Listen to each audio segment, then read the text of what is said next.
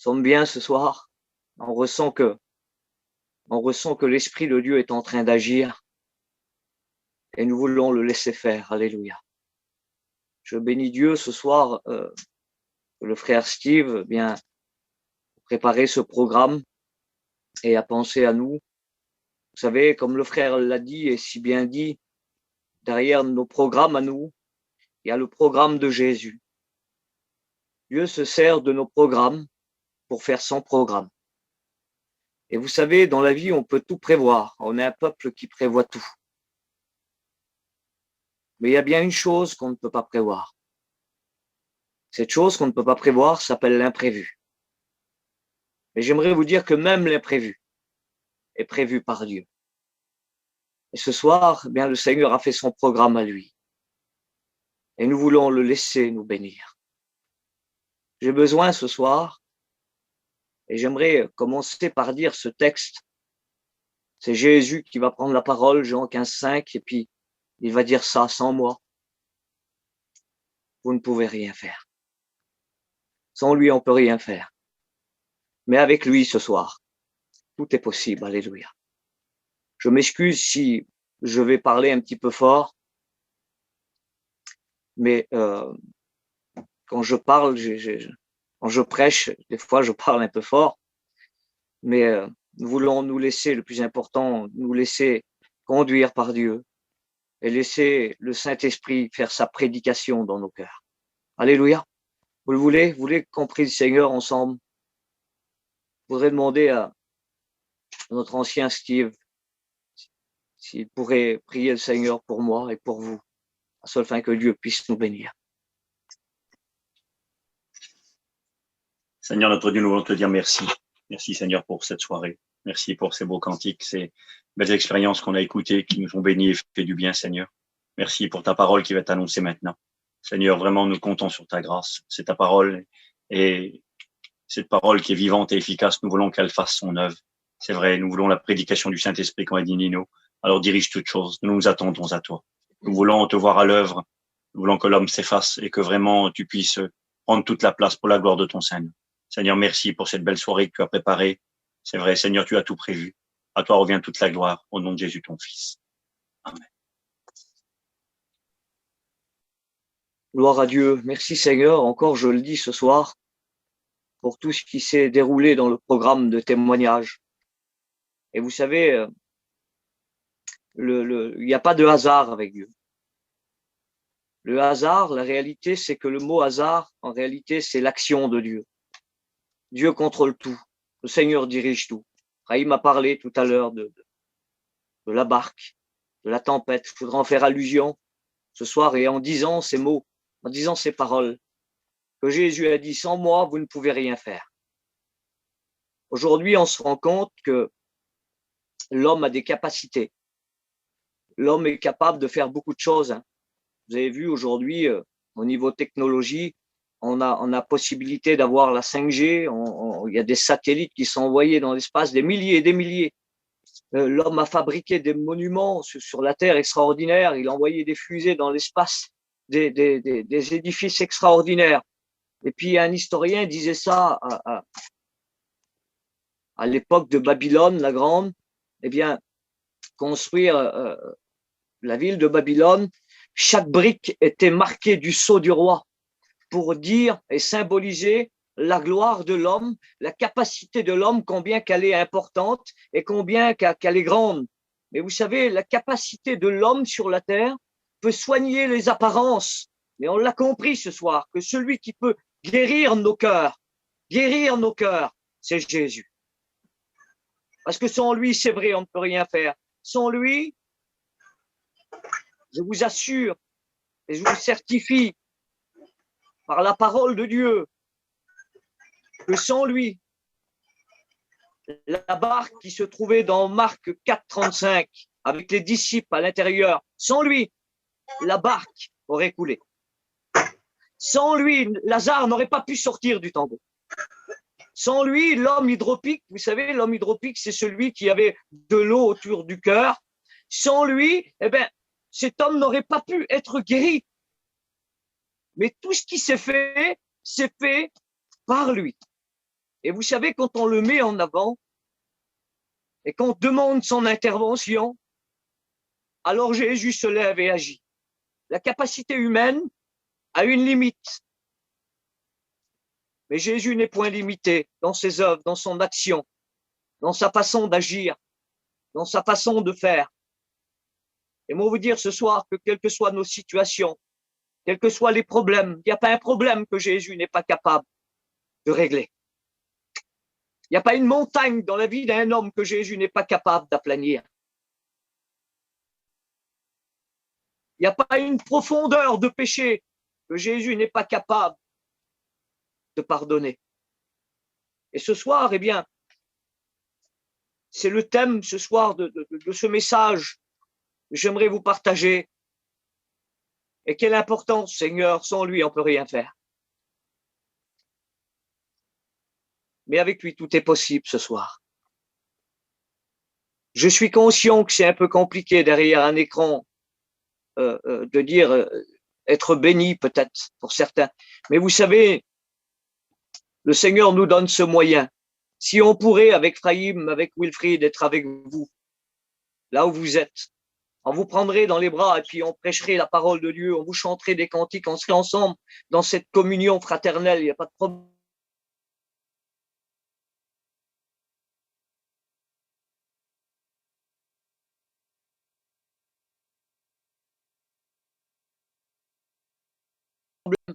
Si on pourrait le faire, mais Dieu a permis autrement ce soir.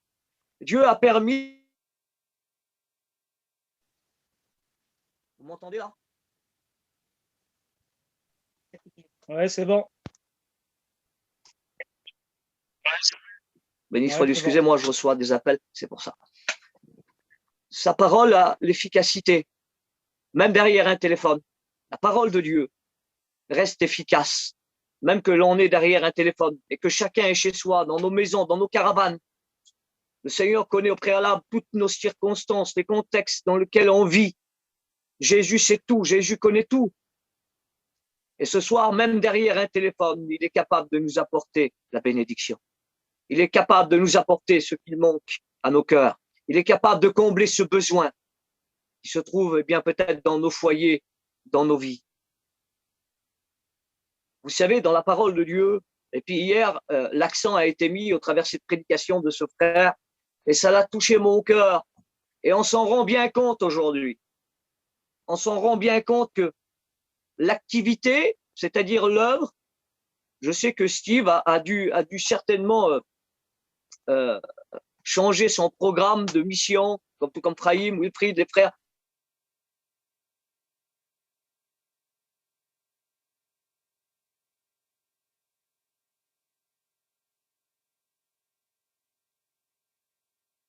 Avaient peut-être des missions de. Eh bien, on a dû changer les plans. Excusez-moi, je reçois plein d'appels. Désolé. Je m'excuse. J'ai mon beau-frère qui est à l'hôpital et puis certainement qu'on me donne des nouvelles. Il est rempli par la maladie et puis ça va très mal. Donc, je voudrais qu'après on puisse prier le Seigneur pour eux, pour lui. Donc, excusez-moi. Donc, je voudrais simplement mettre l'accent sur cela, que c'est vrai que l'activité est restreinte, mais j'aimerais vous dire quelque chose, c'est que l'intimité continue. L'intimité continue. Que ce soit derrière un téléphone, que ce soit dans nos foyers, dans nos caravanes, l'intimité, c'est-à-dire la communion avec Jésus. C'est ce qui va rendre le possible de Dieu s'accomplir, c'est qu'il y a cette intimité. Vous savez, le grand Moïse, le grand libérateur d'Israël, lorsqu'il a laissé la place à Josué, ce qui a fait que Josué prenne la place de Moïse pour conquérir, parce que Josué était un conquérant, un homme de guerre, un homme de terrain. Mais ce qui a fait que Dieu l'a choisi, c'était pas forcément que c'était un conquérant. C'est après qu'il est devenu. Et ce qui a fait que cet homme devienne l'homme de Dieu, c'est que avant tout, c'était un homme qui passait du temps dans la tente d'assignation. C'était un homme qui passait du temps dans l'intimité avec Dieu. Et puis voilà ce que Dieu voudrait aujourd'hui. Ce que le Seigneur nous demande pour être fort spirituellement, pour pouvoir voir les miracles de Dieu dans nos vies, pour l'attendre avec fidélité parce que bientôt il revient et bientôt on s'en va. Il veut que l'on vive une intimité intense avec lui. Il met un point d'honneur sur l'intimité et l'activité viendra simplement confirmer que l'activité confirmera l'intimité avec nous. C'est secondaire l'activité. C'est pas parce qu'on a reporté nos missions, qu'on a des problèmes pour monter nos chapiteaux, des problèmes pour partir cet été, certainement que ça va être compliqué et ça l'est. C'est vrai qu'on prie le Seigneur pour ça. Mais c'est pas pour autant que Dieu ne nous bénit pas. C'est pas pour autant que le Seigneur, eh bien, ne prend pas du temps pour nous bénir. Et Jésus, c'est ce qu'il voudrait ce soir, que l'on prenne du temps pour lui. On veut que ça marche dans nos foyers. On veut que Dieu nous bénisse. On veut que nos familles se convertissent. On veut que nos familles soient guéries, que nos proches soient guéris lorsqu'ils sont atteints par une maladie. Et Dieu est capable de le faire. Parce que sa puissance n'est point limitée. Dieu est capable. Mais ce que Dieu aime et veut par-dessus tout, c'est que l'on passe du temps dans l'intimité avec lui. Jacob, vous savez comme moi que son nom, c'était pas terrible, hein. Jacob voulait dire tous les défauts qu'un homme puisse avoir, menteur, tricheur, usurpateur, excusez-moi de l'expression ce soir, mais c'était ce que ça voulait dire. Mais Jacob, avant, pour devenir Israël, il a fallu qu'il se passe quelque chose dans sa vie. Il a fallu qu'il ait une intimité. Et vous connaissez tous ce texte. Vous connaissez quand on le chante, je ne partirai pas de ce lieu avant que tu m'aies béni. C'est-à-dire, il avait la détermination, il était déterminé à recevoir la bénédiction, il était déterminé à passer de l'intimité avec Dieu pour pouvoir mieux le connaître, pour pouvoir mieux le servir par la suite et pour pouvoir mieux voir sa gloire. Si nous voulons voir la gloire de Dieu, Dieu va la montrer ce soir. Et ce que Dieu veut par-dessus tout, c'est de s'approcher de lui, c'est de lui parler, comme un enfant parle à son père, et il nous répondra comme un père parle à son fils, comme un père parle à ses enfants. Alors, je vous ai dit tout à l'heure que sans lui, on ne peut rien faire. On a vu que les hommes ont pu faire des choses. Un jour, un homme, un Français, un astronaute, est monté sur la Lune, et puis on lui a posé cette question. Qu'est-ce que ça a changé pour toi? Qu'est-ce qui est important pour toi?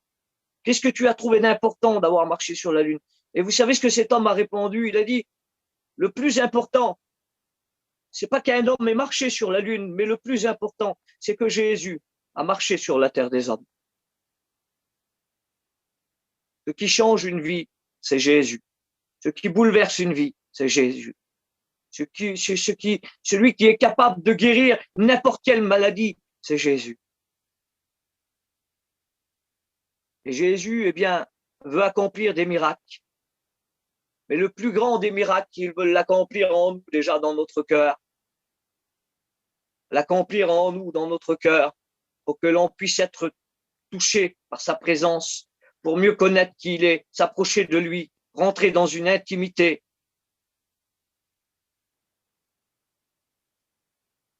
Écoutez ce que je vais vous dire ce soir. C'est la parole de Dieu qui le dit. Vous savez, la parole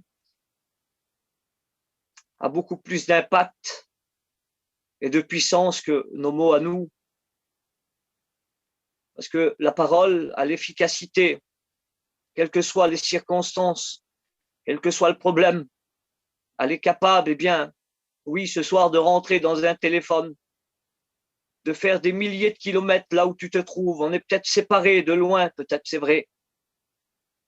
Mais la Bible, elle dit que sa parole court avec vitesse. Ça veut dire que Dieu, ce qu'il a prononcé aussitôt, il crée un impact dans les cœurs. Ça, c'est sa parole.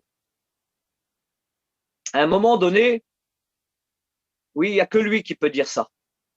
Écoutez, il n'y a que lui qui peut le dire, ça.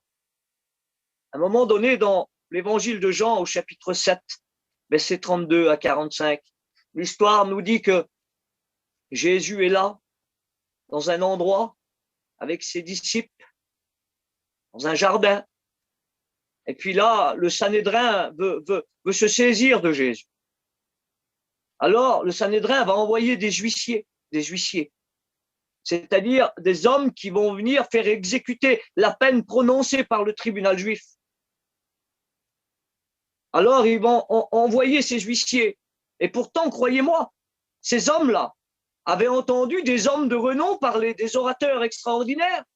Ils avaient entendu parler Nicodème, un pharisien, un chef des pharisiens, capable d'enseigner 70 pharisiens, de leur enseigner la Torah, de les judaïser extraordinairement bien. Ils ont eu le privilège d'écouter aussi Gamaliel, un pharisien aussi, un homme de renom avec un langage certainement pas comme le mien ce soir, avec une arrogance et puis une façon de parler extraordinaire. Ces hommes-là avaient entendu des hommes parler. Mais là, lorsqu'ils arrivent vers Jésus, là, ils vont poser Jésus va poser cette question, va dire, qui cherchez-vous? Et puis là, les huissiers vont dire, Jésus de Nazareth. Et pourtant, Jésus n'a pas dit plein de mots, Jésus n'a pas dit plein de paroles, Jésus n'a pas fait une prédication de 1 heure, il n'a pas enseigné 1 heure, Jésus a juste dit un mot. Regardez, écoutez ce qu'il a dit Jésus. Jésus, il a dit, je le suis. Les huissiers ont dit, on cherche Jésus de Nazareth. Et lui, Jésus va répondre ça, je le suis. Je ne suis pas grec, je ne suis pas juif non plus, mais le mot veut dire ce qu'il veut dire. Je le suis veut dire en hébreu, en grec, pardon, veut dire égoïmé. Ce que Jésus voulait dire par là, en disant je le suis, ce que Jésus voulait dire par là, il était en train de dire je suis le Dieu Tout-Puissant. Je suis celui qui peut tout. Je suis le Messie. Je suis celui dont les prophètes ont parlé, ont annoncé. Je suis celui qui était là au départ et qui sera là à la fin. Et en disant ce mot-là, je le suis, sortant de la bouche de Jésus, vous savez ce qui s'est passé? C'est que ces hommes ont resté sans voix. Ils sont retournés vers le Sanhédrin. Et puis on imagine ces hommes-là, lorsqu'ils ont vu les huissiers arriver, il est où Jésus? On vous a demandé de se saisir de lui, mais il est où Jésus? Et puis on imagine ces hommes parler, et puis c'est ce qu'ils ont dit. Pourtant, ils en ont entendu des hommes parler. Et puis là, ils vont répondre ça, jamais homme. Écoutez, jamais homme n'a parlé comme cet homme. Je voudrais te le dire ce soir. Peut-être que tu as essayé de te prononcer en essayant de chercher des solutions, en essayant de te tracer des solutions, des bénédictions peut-être. Vous savez qu'aujourd'hui, l'homme essaye de se fabriquer des bénédictions. Il essaye de se tracer des chemins que Dieu n'a pas tracés. Et puis là, à un moment donné, ces hommes-là vont dire, jamais homme n'a parlé comme cet homme. Quand Jésus parle, il se passe toujours quelque chose. Oui, il n'y a que lui qui peut dire, comme je vous ai dit tout à l'heure, il n'y a que lui qui peut dire à Lazare, Lazare, c'est bon maintenant, sors. Il n'y a que lui qui peut dire aux lépreux, que le vœu soit pur et le lépreux purifié. Il n'y a que lui qui peut dire à l'aveugle, vois, et l'aveugle voit. Il n'y a que lui qui peut dire à la tempête, silence. Vous savez combien de fois j'ai essayé de le dire, moi, ça?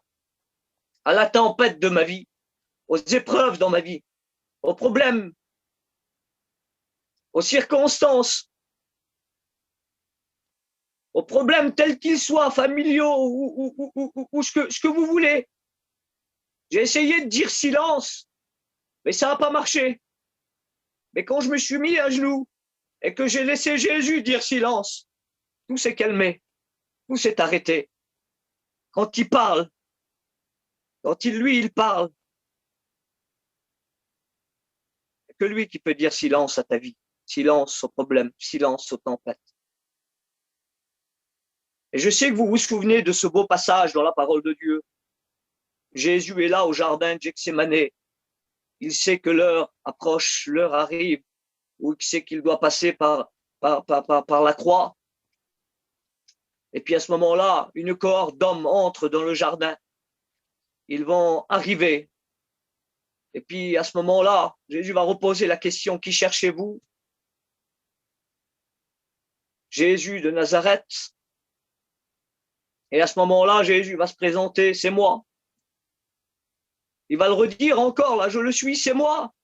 Et vous savez, quand Jésus dit c'est moi, vous savez ce qui se passe? Il y a 600 hommes là. Une cohorte, ça comporte environ entre 4 et 600 hommes.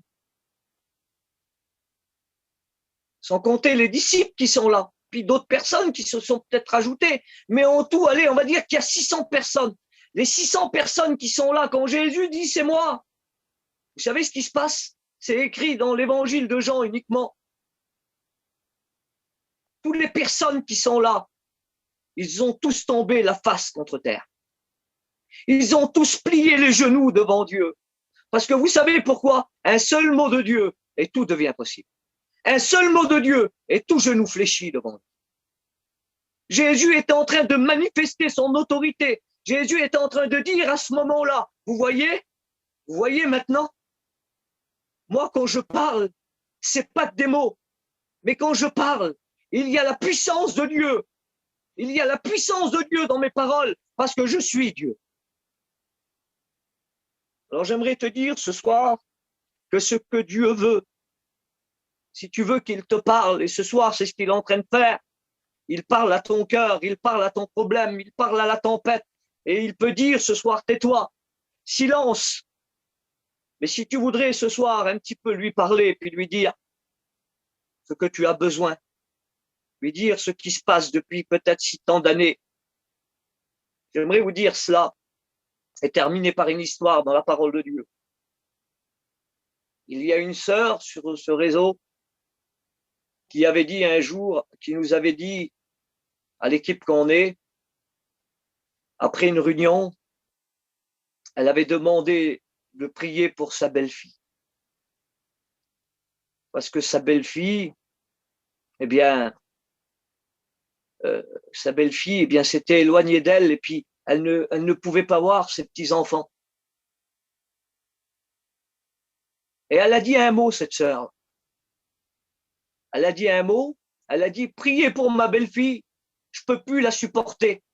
Et ça durait depuis des années. Et on se rendait compte que cette femme-là, elle était en train de parler avec une tristesse. Elle était en train de parler avec une sorte d'angoisse sur elle. Parce que quand elle a dit, je la supporte plus, tous les sentiments qui étaient en crise qu'elle avait revêtus auparavant, ces sentiments-là avaient disparu d'elle. Alors elle avait dit, priez pour ma belle-fille. Mais nous, on a dit ça. Le frère a dit ça, lui.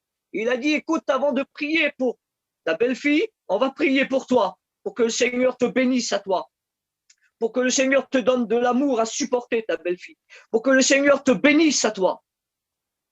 Et ça durait peut-être depuis des années, la sœur nous expliquait. Et depuis des années, eh bien, les bénédictions manquaient dans sa vie, dans son foyer. Mais avec un seul mot, une seule prière, parce que quand ça vient de Dieu, quand Dieu parle, quand on parle à Dieu, Dieu parle, il nous répond. Et il nous répond toujours avec un résultat. Ça s'appelle la bénédiction. Cette sœur, eh bien, a été bénie. Et hier, elle a expliqué quelque chose. Il y a des sœurs sur le lien, là, ils s'en souviennent, on en a discuté après la réunion. Elle a expliqué que ça va mieux maintenant que sa belle-fille. Ça va beaucoup mieux. Elle voit ses petits-enfants, elle parle avec sa belle-fille normalement. Il y a des liens familiaux qui se sont récréés. Vous savez pourquoi? Parce que lorsqu'on laisse Jésus rentrer dans nos vies et dans nos familles, le Seigneur met une paix. Le Seigneur met de la joie là où il y a de la tristesse. Le Seigneur met la paix là où il y avait même l'angoisse. Le Seigneur met un rétablissement là où Satan a détruit certains liens qui ont été là depuis des années. Alors écoutez, je voudrais vous dire quelque chose. Je vous ai dit ça tout à l'heure, qu'il faut avoir de l'intimité avec Dieu. Si nous voulons voir la gloire de Dieu, il l'a dit Jésus à Marc, tu veux voir la gloire de Dieu? Ne t'ai-je pas dit que si tu crois, tu verras la gloire de Dieu? Et ça veut dire que quand Jésus lui dit, ne t'ai-je pas dit, ça veut dire qu'il lui a déjà dit auparavant. Parce que Jésus aimait passer du temps dans cette maison. Il s'y sentait bien dans cette maison. Quand il passait, c'était pas simplement juste pour enseigner ou prêcher l'évangile de Dieu, mais il aimait se reposer, il aimait venir dans cette maison.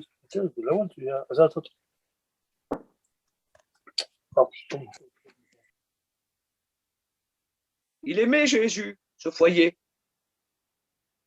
Il aimait passer du temps dans cette maison. J'aimerais te le dire ce soir, si tu veux voir la gloire de Dieu, il faudrait que Jésus passe du temps avec toi. Il faudrait que toi aussi tu passes du temps avec Jésus. Parce que je voudrais te le dire, bientôt on s'en va. Oui, bientôt on s'en va. Je voudrais juste terminer avec ça, écoute-moi. Il y a ce beau texte dans la parole de Dieu. Je voudrais te dire que ce soir, dans l'intimité avec lui, tu peux retrouver des choses enfouies qui ont disparu, des choses que tu as perdues. Eh bien, dans l'intimité avec lui, ce soir, tu peux retrouver ces choses-là. Et Jésus est en train de paraboliser dans Luc 15 au verset 8 à 10. Jésus est en train de parler. Il est en train de faire allusion à une coutume juive qu'elle a. Et il est en train de dire que, écoutez, je lis le texte, il vaut bien plus que mes paroles. Dans l'évangile de Luc, au chapitre 15, verset 8, Jésus est en train de dire ça. Quelle femme, si elle a 10 drachmes, 10 pièces, c'est-à-dire d'argent, et qu'elle en perd une, n'allume pas la lampe, ne balaie pas la maison, et ne cherche avec soin, jusqu'à ce qu'elle la retrouve. Lorsqu'elle l'a retrouvée, elle appelle ses amis, ses voisines, et dit « Réjouissez-vous avec moi, car j'ai retrouvé la drachme, c'est-à-dire la pièce que j'avais perdue. » Jésus est en train d'expliquer cette parabole. Et vous savez, ce que Jésus est en train d'expliquer à ce moment-là, c'est que il est en train de parler, il est en train de faire allusion aux fiançailles juives. Il est en train de dire que le fiancé, avant de se marier, avant de devenir l'époux avec l'épouse, eh bien, il s'en va. Il s'en va dans la maison de son père préparer une petite pièce, une petite chambre. Mais avant de s'en aller, il laisse là à sa bien-aimée, il lui laisse un collier avec 10 drachmes, 10 pièces d'argent. Ce collier représente aujourd'hui l'alliance, le symbole de l'amour, le symbole de la fidélité.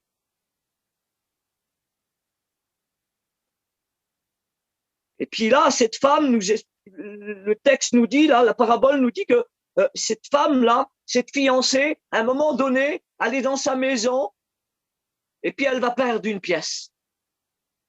Alors, on a lu ensemble là que il y a 10 drachmes, c'est-à-dire 10 pièces sur le collier. Et lorsqu'on regarde la parole de Dieu, écoutez bien, lorsqu'on regarde la parole de Dieu, le chiffre 10 dans la Bible, c'est le chiffre du témoignage, de la responsabilité. Parce que nous sommes responsables de notre engagement vers Dieu. Nous sommes responsables devant Dieu. Nous sommes responsables bien du témoignage que l'on porte. Nous sommes responsables de l'intimité que nous avons avec Jésus. Nous sommes responsables de l'intimité que nous avons avec le fiancé qui deviendra l'époux pour nous. Voilà ce que représente le chiffre 10. Et le chiffre 1, elle a perdu une pièce. Le chiffre 1 dans la Bible, ça représente l'unité. L'unité. Et on s'aperçoit que cette femme-là, elle a perdu l'unité. Elle a perdu une pièce. Elle a perdu l'unité. Je ne sais pas ce que tu as perdu ce soir. Peut-être justement l'intimité avec Dieu. Tu as peut-être perdu l'intimité avec lui. C'est pour ça que la gloire de Dieu, tu ne la vois plus. C'est pour ça que la présence de Dieu, tu ne la ressens plus. Cette femme a perdu l'unité. L'argent dans la Bible, le symbole de l'argent, ça représente le symbole du rachat, le symbole de la rédemption. La rédemption, ça veut dire la délivrance par le moyen d'une rançon. Et on se souvient de qui a payé le prix, qui s'est donné en rançon pour tous.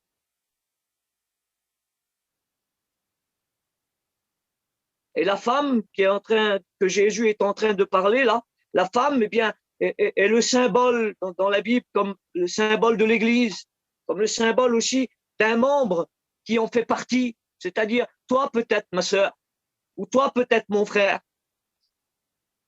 Et puis là, l'histoire nous dit que cette femme-là, elle a perdu la pièce. Mais écoute bien ce qu'elle va faire. Elle va pas rester là à se lamenter sur son sort.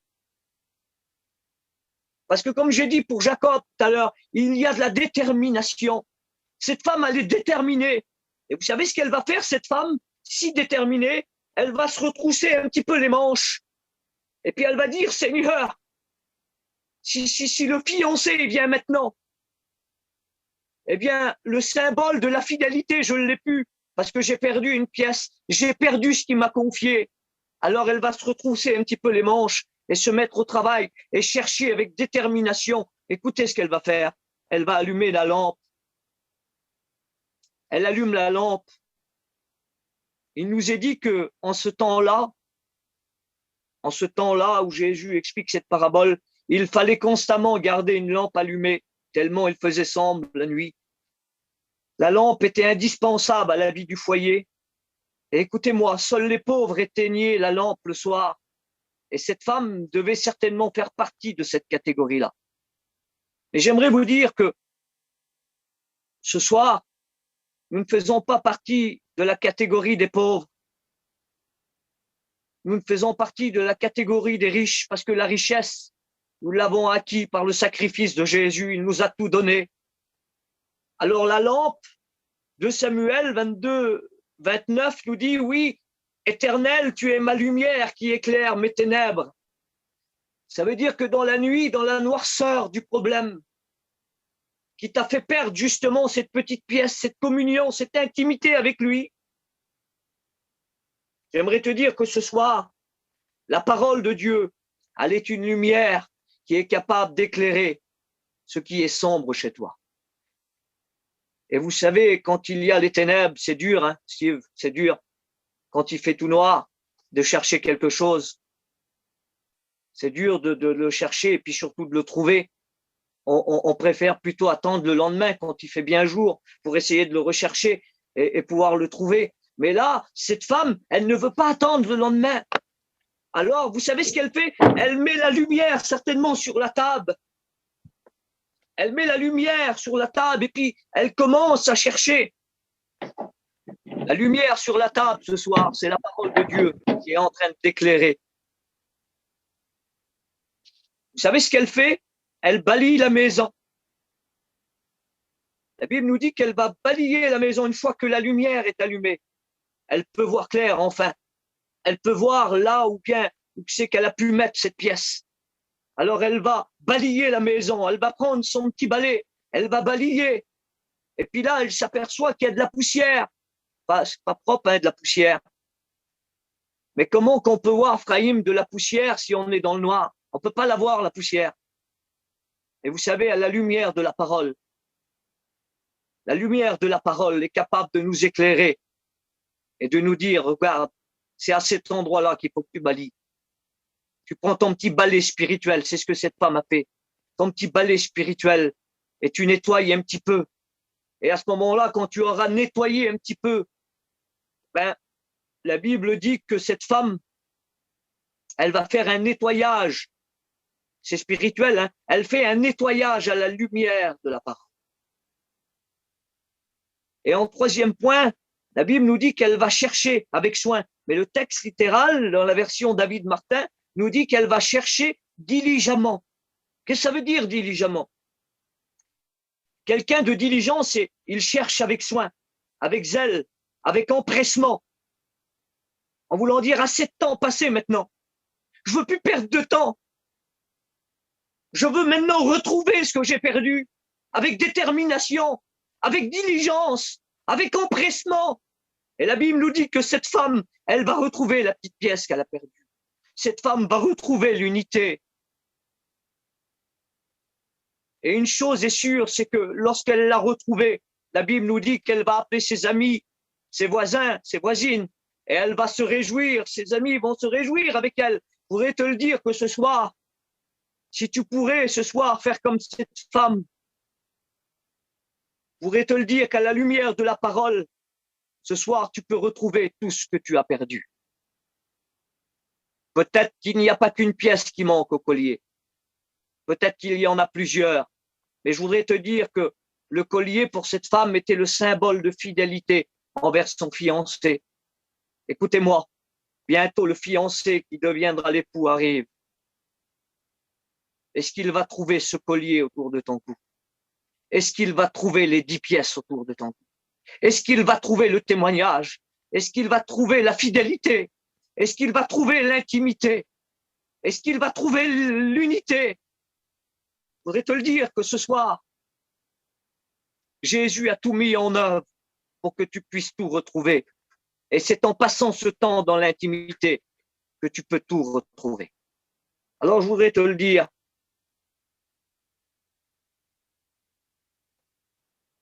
Seigneur, je le dis ce soir de tout mon cœur. Je l'ai dit tout à l'heure et je le redis encore ce soir. Bientôt on s'en va.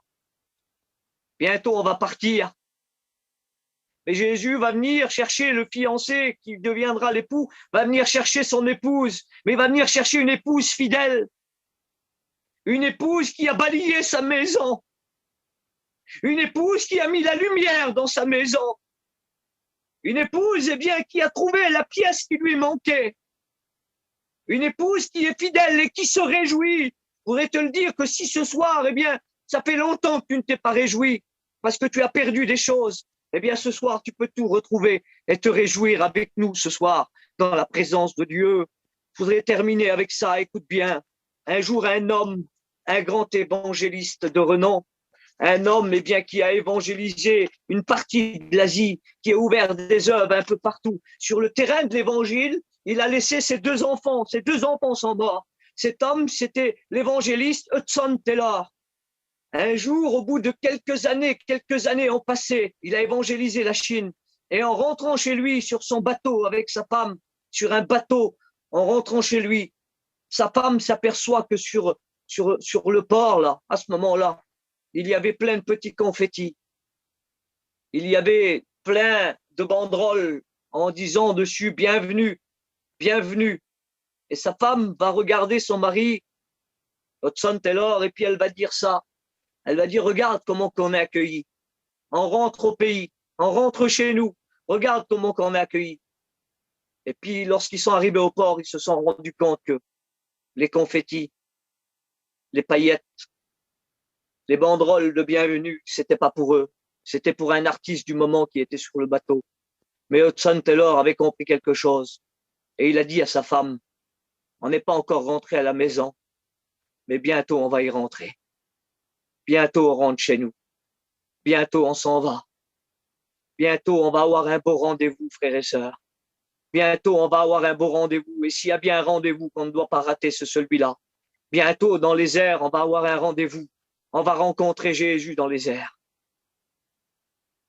Et lorsqu'on va rencontrer dans les airs, vous savez, un ciel sans Jésus, ce ne serait pas un ciel béni. Excusez-moi de l'expression, mais je veux voir mon Jésus. Comme Frahim le dit, je veux voir mon champion. Je veux voir celui qui a donné sa vie pour moi. On va avoir ce beau rendez-vous, on va rentrer dans le ciel. Et Jésus va nous présenter au Père comme son épouse fidèle, comme son épouse, eh bien, qui a tout trouvé, parce qu'elle a cherché, parce qu'elle est restée dans l'intimité avec lui. Alors, je voudrais vous le dire ce soir. L'époux ne tarde pas. L'époux va bientôt venir chercher son épouse. Je voudrais te le dire ce soir. Ce que tu as perdu, il est temps de tout retrouver maintenant. Vous l'avez compris, Seigneur. Je m'excuse si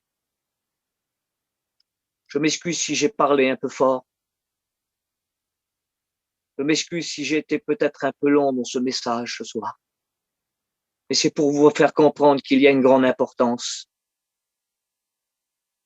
Une très grande importance et un rendez-vous à ne pas louper. Il en va de l'éternité.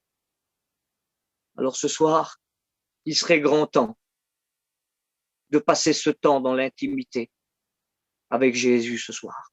Vous voulez qu'on le fasse ensemble? Je vais demander à mon frère Frahim de prier le Seigneur pour chacun d'entre vous. Je laisse la place à mon frère. S'il a quelque chose à dire, qu'il le fasse librement. Que Dieu vous bénisse à tous. À Dieu soit la gloire.